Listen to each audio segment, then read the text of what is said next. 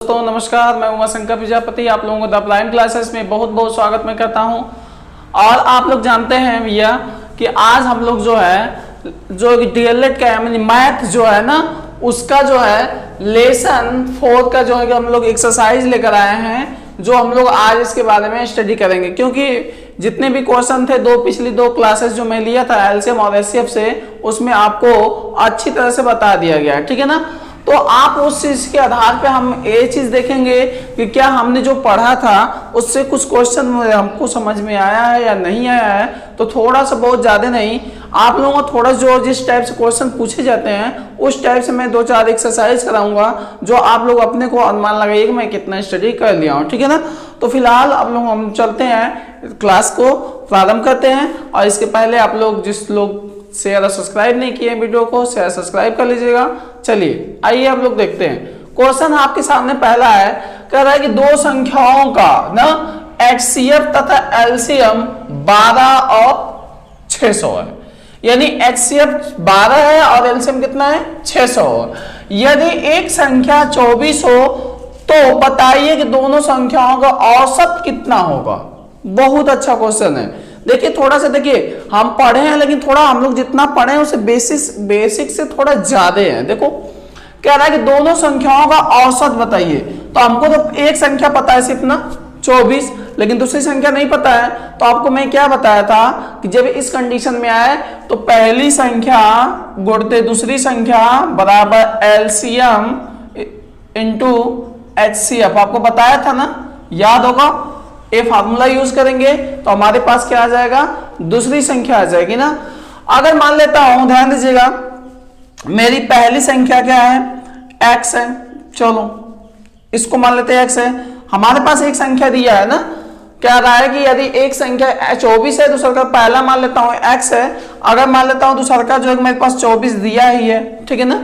अब यहाँ पे जब करेंगे तो एलसीएम कितना भाई मेरा 600 है कि नहीं, गुणते कितना हो जाएगा, यहाँ पे एचसीएफ कितना है 12 है। ये चीज समझ रहे होंगे आप लोग ना। अब इस चीज को करना क्या है, तो हम यहाँ पे लिख सकते हैं ना 24x = 600 के गुणते 12, आराम से लिख लेंगे। तो जब पक्षांतर करेंगे तो यहाँ पे x बराबर हो जाएगा 600 गुणते के 12 बटे के क्या हो जाएगा 24 ना। अब देखो 12 कम 12, 12 दूना के 24, और जब 2 से भाग देंगे 600 में तो कितना आ जाएगा हमारे पास 300 आ जाएगा। इसका मतलब हमारे पास आ गया दूसरी संख्या मेरे पास क्या हो गई 300 हो गई। तो हमारे पास पहली संख्या 24 थी और दूसरी की संख्या 30 हो गई। अब उसका क्या पूछा है, दोनों संख्याओं का औसत कितना होगा। तो जब हमको संख्या प्राप्त हो गया तो औसत निकालने में कोई प्रॉब्लम नहीं है। हम लोग जानते हैं ना औसत बराबर क्या होता है, पदों का योग बटे पदों की संख्या ना। तो हमारे पास यहाँ 2 पद है, वो कौन कौन से हैं, तो 24 है और प्लस 300 है, यही है ना। तो बटे कितना कितना पद है 1 2, तो 2 से भाग दे देंगे तो हमारे पास आ जाएगा 324 बटे के 2। तो अब भाग देंगे तो क्या आ जाएगा 2 1 कम 2, 2 छक्के 12, 2 2 के 4, 162 आ जाएगा। आपका ए आंसर हो जाएगा। देखो भैया क्वेश्चन एक है लेकिन 2 तरह से पूछा, एवरेज भी पूछ दिया है और क्या पूछ दिया हमसे, दूसरी संख्या भी पूछ दिया है। तो इस प्रकार से आप क्वेश्चन लगा सकते हैं, ठीक है ना।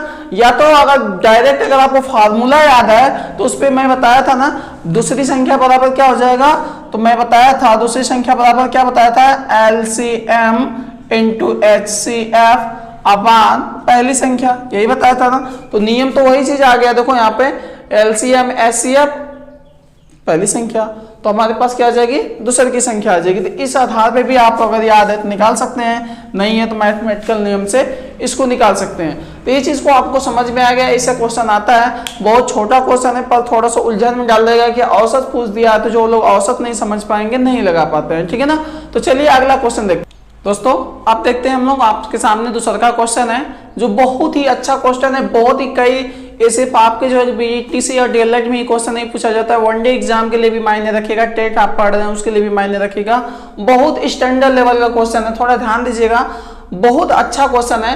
कह दो संख्याओं का एलसीएम तथा एचसीएफ क्रमशः कितना है 50 और कितना है 250 है, यानी 250। यानी हम लिख सकते हैं एलसीएम = 50, सॉरी एलसीएम = कितना है आपका ऐसे हो जाएगा, इसको अपोजिट कर लेंगे, यहाँ पे 50, यहाँ पे 250 हो जाएगा और यहाँ पे 50 हो जाएगा। यानी एलसीएम पहले तो यहाँ पे एलसीएम जो 250 हो जाएगा और एचसीएफ जो हमारे पास है वो कितना है, 50 है ना। और कह रहा है कि यदि पहली संख्या को 2 से विभाजित किया जाए तो भागफल 50 आता है, बताइए वे संख्या क्या होगी। भैया क्वेश्चन तो पहले समझ लिए कि पहली संख्या मेरी है क्या, पहले उसको निकालना है ना। देखो तो क्या क्वेश्चन कर रहा है, यदि पहली संख्या को 2 से विभाजित किया जाए तो भागफल कितना आता है, 50 आता है। तो पहली संख्या तो पहले हमको तो पहली संख्या, अच्छा बताओ कोई संख्या है अगर उसमें हम 2 से भाग देते हैं मतलब आधा कर रहे हैं ना, तो जब आधा कर रहे हैं तो हमको 50 आता है, तो जब आधा करने पर 50 आता है तो पूरा कितना होगा, 100 होगा। ये तो व्यवहारिक गणित हमारी हो गई, यही हो गया ना, 100 ही होगा ना। अगर नियम मैथ के नियम के अकॉर्डिंग जाते हैं तो मान लेते हैं मेरे पास संख्या क्या है, x है और उसने मैं 2 से भाग देता हूं तो मेरे पास क्या आता है, 50 आता है। तो अब यहाँ पे 50 के बट्टे 1 कर लेंगे, ठीक है ना। अब बराबर है तो यहाँ पे क्रॉस मल्टीप्लाई किया जाता है ना, तो यहाँ पे हो जाएगा x बराबर 2 गुणते 50, तो x बराबर क्या हो जाएगा, 100 हो जाएगा। तो हमको पता चल जाएगा पहली संख्या 100 होगी ना। ये तो आपका मैथमेटिकल्स नियम है, लेकिन अगर व्यवहारिक गणित में आप आए, कहेगा कोई संख्या में 2 से भाग दे रहा हूं तो 50 आ रहा है, तो 2 को भाग देने का मतलब आधा कर रहे हैं तो 50 आ रहा है, तो जब पूरा रहेगा तो 100 ही रहेगा ना। देखो यहाँ भी सही 100 आ गया, ठीक है ना। तो हमको पता चल गया कि मेरी पहली संख्या क्या है भाई, 100 है। देखो क्वेश्चन घुमा रखा है ना, क्या है, 2 से विभाजित किया जाता है तो भागफल क्या आता है, 50 आता है। तो इसका मतलब मेरी पहली संख्या क्या हो गई, 100 हो गई। तो मुझे क्या करना है, दूसरी संख्या को फाइंड करना है, यानी खोजना है ना। तो आप क्या करेंगे, आपको बता रखा हूं मैं ना, क्या हो जाएगा मेरे पास भाई, दूसरी संख्या बराबर क्या होता है, LCM इंटू HCF, सब बता रखा हूं, आप पिछली वीडियो जाकर देख लीजिएगा। बटे क्या आ जाएगा, पहली संख्या, तो हमारे पास क्या है भाई, LCM 250 है, गुणते कर लेंगे, HCF कितना है, 50 है, बटे कितनी हो जाएगी हमारे पास, 100 हो जाएगा। देखो गुणा करने का काटने का नियम होना चाहिए, 0 से 0 कट गया, ये 0 से 0 कट गया, अब 25 25 कितना हो गया, 125। इसका मतलब एक संख्या हमारे पास 100 है और दूसरी की संख्या क्या है, 125 है। 100 और 125 का निकाल के देख लेंगे, एलसीएम क्या आ जाएगा, एलसीएम 250 हो जाएगा, एचसीएफ क्या आ जाएगा, 50 आ जाएगा। तो ये चीज आप लोग समझ गए होंगे। तो आप लोग कमेंट बॉक्स में जरूर लिखिएगा कि मैं सर मुझे समझ में आ गया क्वेश्चन। बहुत अच्छे क्वेश्चन हैं जो कि बहुत एग्जाम में पूछे जाते हैं, क्योंकि जानते हैं ना एग्जाम में सीधा क्वेश्चन नहीं पूछा जाता है, थोड़ा सा हमारा प्रेजेंट माइंड को भी टेस्ट किया जाता है। सिर्फ हमें एलसीएम और एचसीएफ पढ़ के जाएंगे, सोचेंगे कर लेंगे तो मुश्किल हो गया, क्योंकि व्यवहारिक गणित आपको आनी चाहिए और जनरल चीजें आनी चाहिए। देख रहे हैं ना क्वेश्चन कैसे घुमा रहा, दोनों क्वेश्चन मैं दिया हूं और दोनों में थोड़ा थोड़ा मूवमेंटम था, ठीक है ना। तो चलते हैं अगला क्वेश्चन देखते, ठीक है दोस्तों। तो अब हम लोग आते हैं तीसरे के क्वेश्चन पे। जैसा कि आप लोगों को 2 क्वेश्चन मैं बता दिया था, आप लोग समझ भी गए होंगे।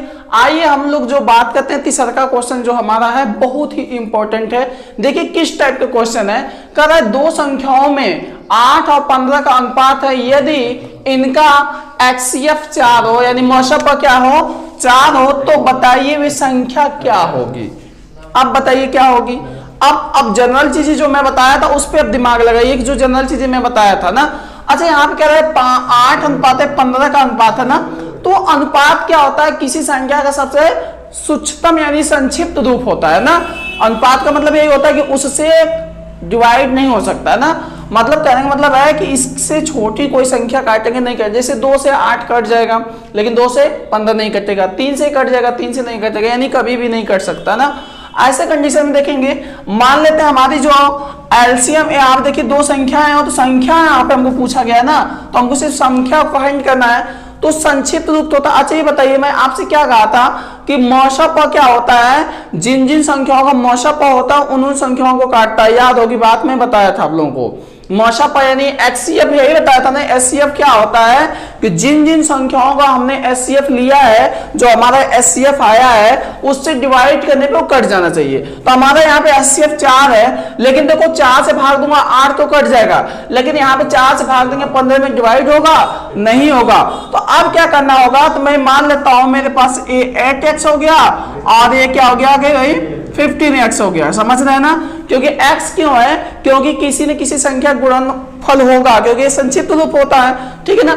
अब यहाँ पे कॉमन कैसी संख्या करेंगे कि जो इनको काट सके। तो जानते हैं हमारा उभयनिष्ठ संख्या क्या होगी, 4 होगी, क्योंकि जब भाई HCF 4 है तो इसका मतलब 4 इन लोगों को काटेगा, तो इसलिए हम क्या करेंगे 4 से मल्टीप्लाई कर दें। तो x का मान हम समझ लेते हैं 4 हो जाएगा, तो x 8 गुणते 4 हो जाएगा, और यहाँ पे हो जाएगा 15 गुणते 4 हो जाएगा। देखो 8 चौको 32 और 15 चौको 60, यानी हमारी पहली संख्या 32 हो गई, दूसरी की क्या हो गई 60 हो गई। ठीक है ना। तो अब बहुत ही एग्जाम्पल बहुत ही इजी था, इस तरह क्वेश्चन आता है। बस देखिए प्रेजेंट माइंड ध्यान रखना है। प्रेजेंट माइंड एक मैं जब क्वेश्चन बताया था ना, आपसे कहा था कि जब कोई भी संख्या HCF जिन संख्याओं का निकालते हैं उन संख्याओं से जो हमारा HCF आता है उन्हीं संख्याओं को डिवाइड करता है, और एलसीएम का मैं बताया था कि एलसीएम जो आता है उन संख्याओं से एलसीएम जो आता है कट जाता है। ये चीज अगर आपको याद होगा तो शायद आपको बारीकी से समझ में आ गया होगा। चलिए अगला क्वेश्चन देखते हैं। ठीक है दोस्तों, तो जो अगला क्वेश्चन हमारे पास है क्वेश्चन नंबर 4, जो चौथा एक्सरसाइज है। देखिए बहुत ही अच्छा क्वेश्चन है। अब देखो क्वेश्चन के टाइप में बदल दिया हूं। देखो क्या कह रहा है, 3 अंकों की वो छोटी छोटी संख्या क्या होगी जो 4, 8, 16 से पूर्णतः विभाजित हो जाए। 3 अंकों की, तो 3 अंकों की सबसे छोटी छोटी संख्या मुझे फाइंड करनी है। तो पहले तो हम जानते हैं कि 100 होगा, सबसे छोटी छोटी संख्या यही होती है। ठीक है ना। इससे बड़ी आप तो मानेंगे सबसे छोटी संख्या 3 अंकों की यही होती है ना। 3 अंक का पूछा है, ध्यान दीजिएगा ना। 3 अंक का पूछा है सबसे छोटी छोटी संख्या बताइए जो क्या हो 4, 8 और 16 से। तो पहले तो हम लोग देखेंगे कि 4, 8, 16 का एलसीएम क्या होता है। तो 4, 8, 16 का एलसीएम हमारे पास कितना आता है, 16 ही आता है। एलसीएम निकालेंगे, क्यों एलसीएम निकालेंगे, क्योंकि यहाँ पे छोटी छोटी संख्या की बात कर दिया गया, अर्थात यहाँ पे एलसीएम निकालेंगे। तो देखो यहाँ पे क्या होगा, 16 होगा, पहली संख्या तो 16 हो जाएगी, दूसरा की 32 हो जाएगा, तीसरा का 48 होगा। तो इतना कब तक हम रिपीट करेंगे, यानी 16 कट सकता है, 4 से भी कट सकता है, 8 से भी कट सकता है, 16 से भी कटेगा ना। 4 से देखो 32 भी कट सकता है, 8 से भी 32 कट सकता है, 16 से भी 32 कट सकता है। उसी प्रकार 4 से 48 कटेगा, 8 से 48 कटेगा, और 16 से भी 48 कटेगा। लेकिन इसको रिपीटेशन कब तक करते रहेंगे, आप भूल जाएंगे ना। तो कुछ मत किया करिए, जो हमारे पास संख्या पहले जो हमारे फाइंड हो गई, एलसीएम जो मेरे पास मिल गया 16, तो अब क्या करेंगे 100 में 16 से भाग देंगे। क्या करेंगे 100 में 16 से भाग देंगे, तो कितना बार जाएगा 16 पच्चे 80। ठीक है ना, 16 पच्चे 80, 16 छक्का 96। ध्यान दो 96 ना, हमारे पास कितना आ गया भाई 4 आ गया। अच्छा बता दो 4 आ गया, अगर यहाँ पे कितनी संख्या होगी पूर्णतः विभाजित हो जाता। यहाँ पे तो 4 है हमारे पास ना, अगर यहाँ 12 और होता तो 16 हो जाता ना। तो 16 अब इसमें अगर भाग देते तो भागफल हो जाता कि नहीं हो जाता, पूर्ण विभाजित हो जाता ना।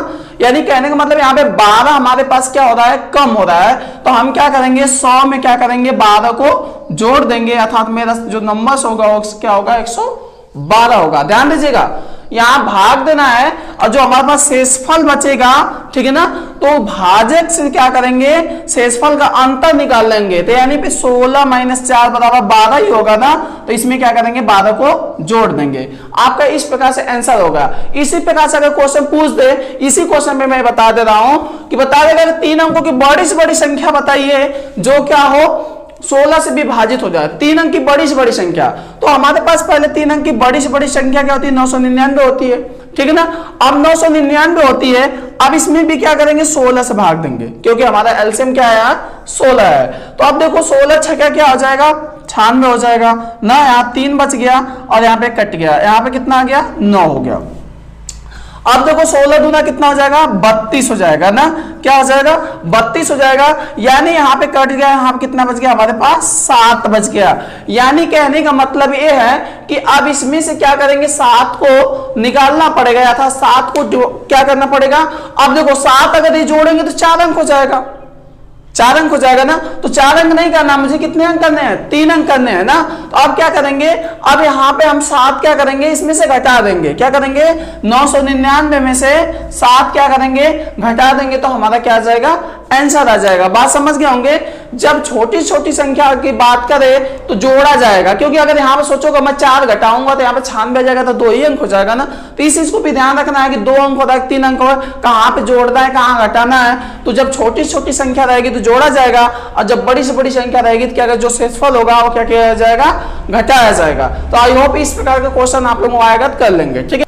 ठीक है दोस्तों, तो अगला क्वेश्चन आप लोगों के बोर्ड पे सामने दिख रहा होगा। जैसा कि क्वेश्चन पूछा गया है कि 4 घंटियां क्रमशः जो है कि 6, 8, 12 और 18 सेकंड के अंतर पर बजती हैं, ठीक है ना। कितने समय बाद एक साथ फिर बजेंगे, ठीक है ना। तो अब क्वेश्चन है कि कौन सी संख्या कितने बार बजेंगी। ऐसा ही क्वेश्चन दे दिया जाता है जैसे कोई गोल सर्किल मैदान है और 4 बच्चे हैं, उनकी स्पीड अलग अलग है। कोई एक राउंड 10 सेकंड में कर लेता है, कोई 12 सेकंड में कर लेता है, कोई 15 सेकंड में कर लेता है। तो वे एक साथ दौड़ना प्रारंभ किए कितने समय बाद फिर एक साथ मिलेंगे, ये चीज भी क्वेश्चन पूछा जाता है। तो सेम टू सेम क्वेश्चन वही चीजें हैं, सिर्फ समझने का है ना। एक घंटी जो है कि 6 सेकंड बाद बजती है, दूसरी की घड़ी है जो कि 8 सेकंड क्या बजती है, घंटी 8 सेकंड बाद बजती है, तीसरी की जो 12 सेकंड बाद बजती है और चौथी जो है 18 सेकंड बाद बजती है। तो क्वेश्चन पूछा जा रहा है कि कितने टाइम के बाद फिर वे एक साथ बजेंगी ना। तो क्वेश्चन है कि कितने समय बाद वे एक साथ बजेंगी। तो क्या करना होगा, हमको इस कंडीशन में एलसीएम लेना पड़ता है ना। क्यों एलसीएम लेना पड़ता है कि बजेंगी मतलब एक साथ कब आएंगी। तो कहने का मतलब वो नंबर्स बताइए जो 6 से भी कटे, 8 से भी कटे, 12 से भी कटे और 18 से भी कटे। तो कटने वाला कौन होता है, एलसीएम होता है ना, मैं पहले ही बता दिया। काटने वाला कौन होता है, एचसीएफ होता है। तो अब यहां देखिए एलसीएम हम निकालेंगे। एलसीएम क्या हमारे पास आएगा, 6, 8, 12 और 18 का हम क्या करेंगे, एलसीएम निकाल लेंगे। तो एलसीएम के आधार पे हम बता सकते हैं कि कितने समय बाद बजेगा। देखो यहाँ पे 2 से कट जाएगा, 2 3 6, 2 चौक 8, 2 6 12, या 9 हो गया। फिर 2 से कटेगा 3, 2 दूना 4, 2 3 6, यहाँ पे 9 हो गया।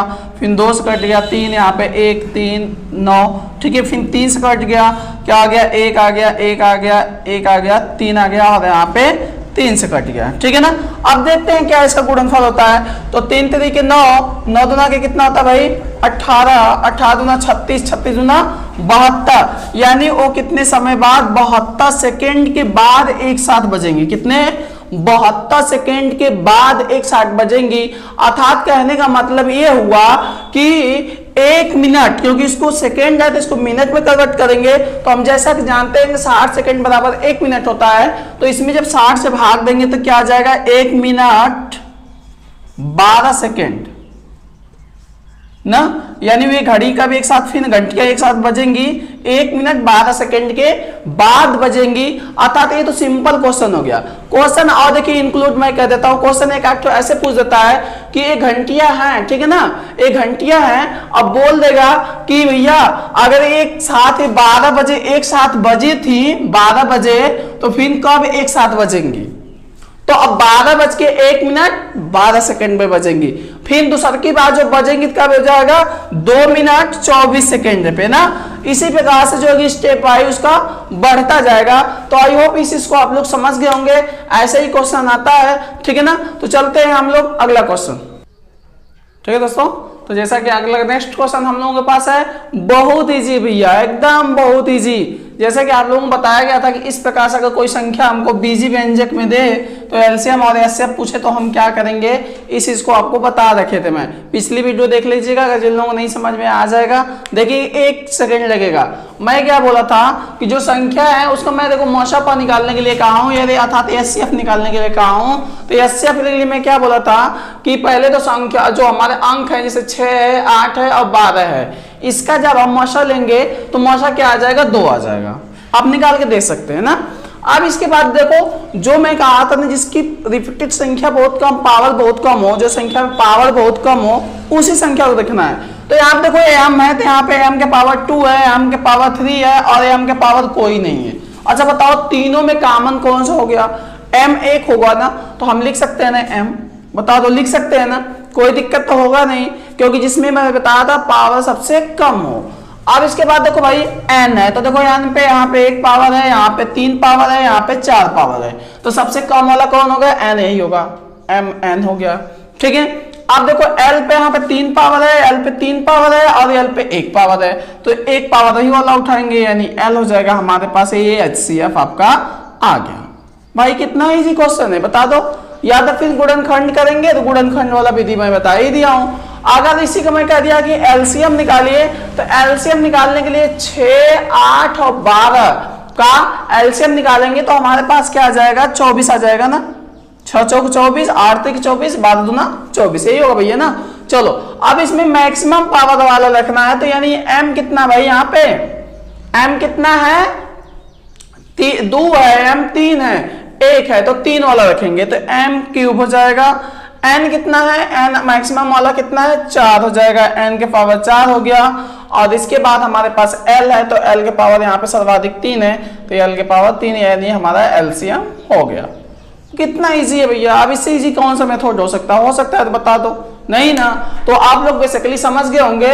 और एक जो क्वेश्चन हमारा छूट रहा है वो क्वेश्चन कौन सा है, फ्रैक्शन माना एलसीएम और एचसीएफ है, तो आप लोग इसका इजी मैं बता ही दिया हूं कि अगर भिन्नों का लसा पूछे तो अंश का लसा निकाल लेंगे या हर का मौसा निकाल लेंगे, ठीक है ना। तो इस प्रकार से आज का जो एक्सरसाइज आपका यही समाप्त होता है। आप लोगों को वीडियो मेरा बिल्कुल समझ में आया होगा, प्रयास करेंगे एक बार नहीं 2 बार देखिए, वीडियो अगर नहीं समझ में आता है तो ऐसी कोई बात ही नहीं कि नहीं समझ में आएगा, क्योंकि हमेशा पॉजिटिव थिंकिंग होना चाहिए ना।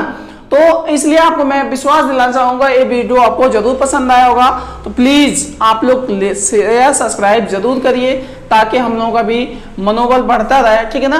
तो अगला जो हम लोगों का वीडियो होगा वो किससे होगा भैया, तो अगला लेसन आप लोगों को पता अच्छी तरह से परसेंटेज अर्थात प्रतिशत है, तो प्रतिशत के बारे में हम लोग अच्छे से डिस्कस करेंगे, उसमें कोई भी प्रॉब्लम आपको नहीं होगी और बहुत ईजी ढंग से मैं पढ़ाऊंगा, ठीक है ना। तब तक आप लोग घर पे रहिए, सुरक्षित रहिए, बने रहिए, शेयर सब्सक्राइब करते रहिए। धन्यवाद।